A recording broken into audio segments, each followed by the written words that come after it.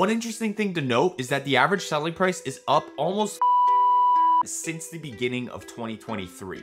That's a huge increase in just a short 5-month period. I'm sure you already know this, but the real estate market here in the GTA has been on fire recently. But with the recent rate hike from the Bank of Canada, is all of this increased activity going to continue? If you're thinking of buying or selling a house right now, then it's super important that you keep yourself informed and that you know exactly what's actually going on in the market of today, because things can change pretty rapidly and you don't want to get caught in a bad situation. So stick around, I got you covered, because in this video, you're going to learn exactly what's happening in the real estate world today so you can make the best informed decision and learn what you should be doing if you are thinking about buying or selling a house. What's going on, everyone? It's Nick Vazquez here. I'm a realtor in Mississauga with years of experience helping clients buy and sell properties throughout the entire GTA. If you are thinking of buying or selling a house, or if you have any questions at all, please just shoot me a text or an email, or you could book a one-on-one call with me. The link will be in the description below. I'd love to hear from you and help you out with whatever it is that you need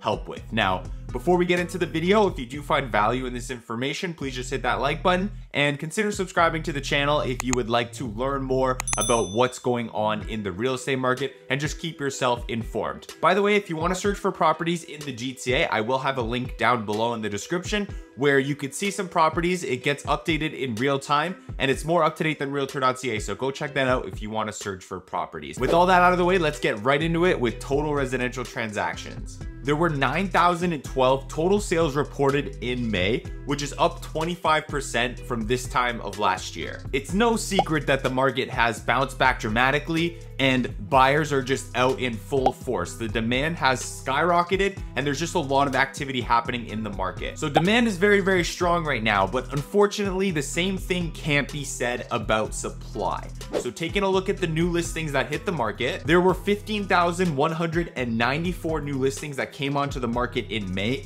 That's a 19% decrease in the number of available homes for sale compared to May of 2022. While the number of new listings is up dramatically from last month, which to be honest was expected because May is usually the busiest month where the most people put their houses on the market. So this increase was expected. It's still not in line with the huge increase that we saw in the number of sales. So supply is starting to go up a little bit, which was expected, but demand is just still super high and the supply is not keeping up with the demand as of right now. Also, the percentage of those new listings that are selling is a lot higher compared to last year as well. So that just starts limiting supply more and more. And this imbalance of the supply and the demand is just going to continue to support the tight market conditions that we've been seeing, where buyers are competing for the same house, multiple offers are very, very common, and homes are selling for over asking. Speaking of home selling, let's take a look at the average selling price. The average selling price in the GTA is $1.196 million, so just under $1.2 million. That number is down a very small 1.2% compared to last year,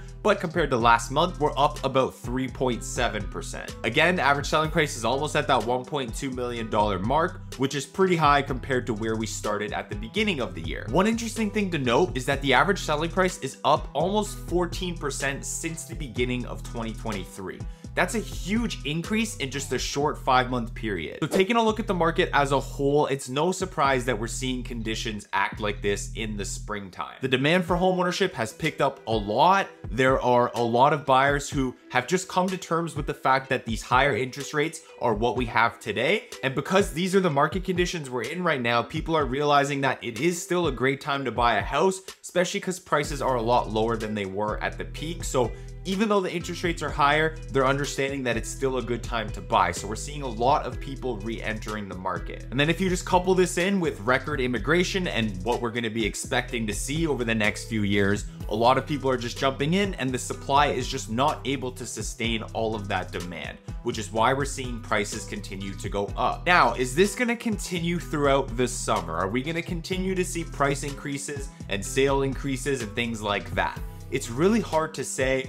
I do think we will see more listings hit the market and things slow down a little bit as we just follow the regular real estate trends that we see every single year. Summer is always a little bit slower, so I do expect that that trend will continue. So we'll probably see the average price continue to go up, but at a more slower pace. Demand is just so high right now, but more supply coming out of the market will be a good thing to kind of curb that demand a little bit. again, we'll just have to see what happens and how things play out. And of course, the Bank of Canada just recently increased the interest rate again by 0.25%. So it'll be interesting to see how that affects the market. Now, that's not a big increase, so I think a lot of buyers are still going to move forward with their plans, but it can scare a lot of people off if they think that in the coming months there will be more increases to the interest rate. So we'll just have to see what happens there. Now, if you're planning to buy a house, there is a lot of opportunity out there, but you do need to be ready to compete with other buyers. That's just the reality of the market right now. Make sure you're pre-approved and you have a very clear understanding of your budget.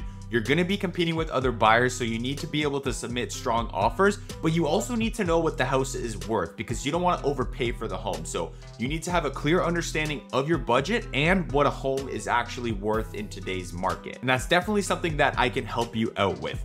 Also, with the pre-approval, you'll be able to lock your rate in for up to 120 days. So even if more rate hikes happen, it won't really affect you because your rate will be locked in the rates of today. So definitely get pre-approved. If you want help with that, reach out to me and I can connect you with someone. And if you're planning to sell, it's a great time, especially looking at what's happening in your local neighborhood. If there aren't that many listings there, for example, if you're the only 4-bed detached house going on the market in your neighborhood, you are most likely going to be selling for way more than you thought with multiple offers just because the demand is there. But really anywhere in the GTA, if you just list it properly, you price it properly, you can expect to get multiple offers and sell your house very quickly at a great price. Now, this may change as we go into the summer. As I mentioned earlier, activity does kind of drop. Things in the summer slow down a little bit, but as of right now, it is a great time to sell. Now let's jump into a quick Mississauga real estate market update because I live here, I love this city, and I want to keep you informed on this city specifically. So let's jump in. In May, there were 832 sales in Mississauga, and the average price of a home is $1.14 million.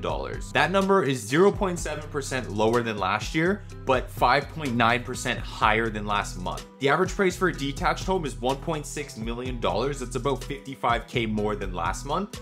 A semi-detached averages in at around 1.132 million. That's 75,000 more than last month.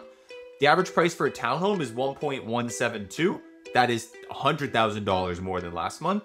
A condo townhome will cost you around 868K, which is about 10K more than last month.